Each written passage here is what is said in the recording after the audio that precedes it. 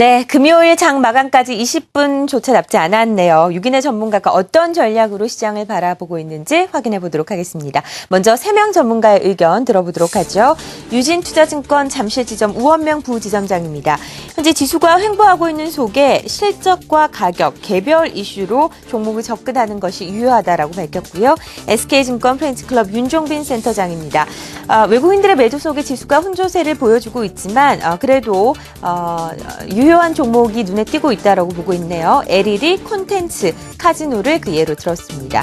와우넷 이호근 전문가입니다. 코스피가 1920선까지는 상승을 할 수 있을 것으로 예상하고 있습니다.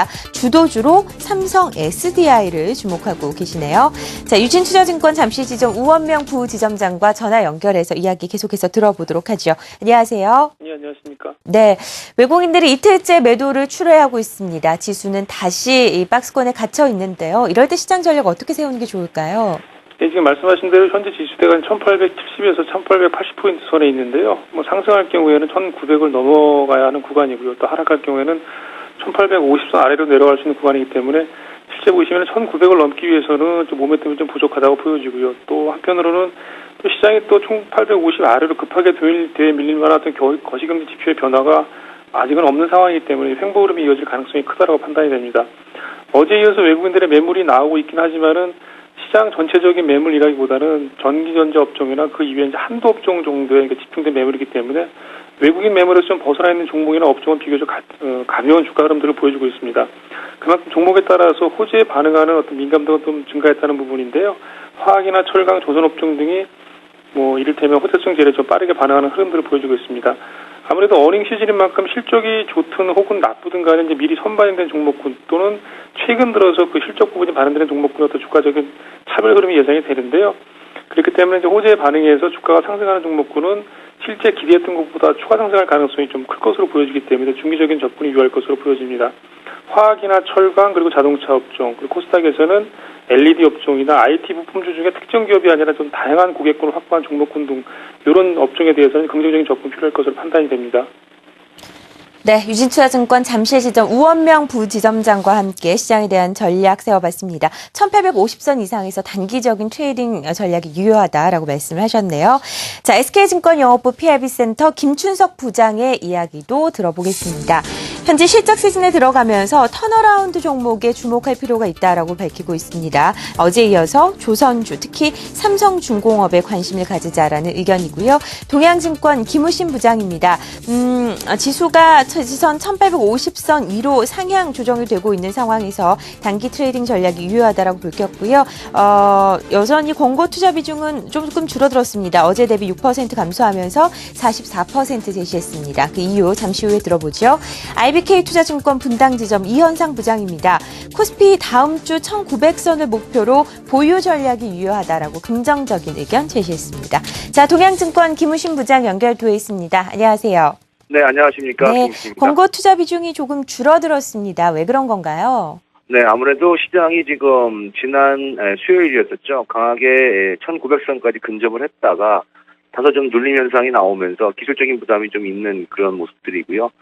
외국인들도 이틀 연속 지금 주식 매도로 나서고 있는 점, 이런 부분들이 컴퓨터 계량화 상에서는 주식 비중을 좀 낮추라고 경고하는 그러한 그런 요인으로 좀 작용을 하는 것 같습니다. 권고 투자 비중을 보실 때는 50% 이상이냐 이하냐라고 볼 때가 가장 일반적으로 우리 시청하시는 시청자분들한테는 도움이 많이 되실 것 같은데요.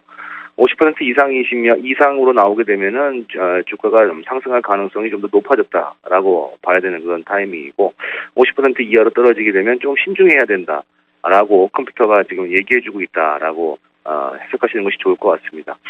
더 극단적인 상황으로는 75% 이상이면은 좀 과열권이고 25 이하면은 침체권이라고 볼 수도 있는데, 그 부분은 나중에 그 상황이 오게 되면 제가 다시 말씀을 좀 드리도록 하겠고요. 일단은 제가 기존의 전략에서 1830선 상당히 중요하다라고 한 2주 전부터 말씀을 좀 드렸었고, 그 선이 지난 옵션 만기일 날 강하게 돌파가 돼서 지지선으로 지금 바뀌어 있는 상황인데요.